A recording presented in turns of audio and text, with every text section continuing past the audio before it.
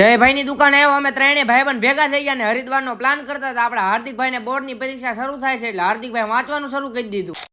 તો કેમ છો બધા મિત્રો, મજામાં દેશો? આપડા નવા મિની વ્લોગમાં તમારું બધાનું સ્વાગત છે. બપોરે જમી કરીને મોટી દુકાને બેહવા બોલાવો એટલે મોટી દુકાને ધ્યાન રાખવા બેહી દુકાનેથી આવતા રહ્યા હાર્દિકભાઈ ઘરે. હાર્દિકભાઈ તો સાહિલ સર નો લેક્ચર ભરતા, કારણ કે 10મું ધોરણ છે, બોર્ડ ના પેપર ચાલુ થાય.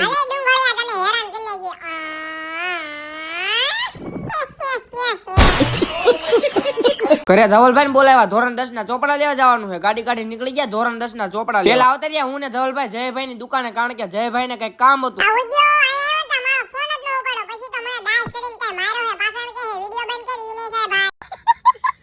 જયભાઈએ ડાયરી કાઢી હરિદ્વાર નો પ્લાન બનાવવાનો હતો. પછી તો ત્રણેય ભાઈઓ થઈને હરિદ્વાર નો પ્લાન બનાવી નાખો. ક્યારે અંજળ થાય ક્યારે જવાનું થાય કઈ નક્કી નહીં. જયભાઈ ની દુકાને કામ પતાવી નાખ્યું, ગાડી કાઢી નીકળી ગયા ચોપડા લેવા. આવતા રહ્યા હરિમાં બુક સ્ટોલ માં આપણા કાકા છોકરાના ધોરણ 10 ના ચોપડા લેવા. ધોરણ 10 ના ચોપડા લઈ લીધા, ગાડી કાઢી નીકળી ગયા ઘર બાજુ. ઘરે આવીને સીધા આવતા રહ્યા હાર્દિકભાઈ ઘરે. આપણે લેસન બાકી હતું એટલે લેસન કરવા બેહી ગયા. નિશાળ નું બધું લેસન પતાવી દીધું. પછી તો ઘર બાજુ આંટો મારવા આવતા રહ્યા.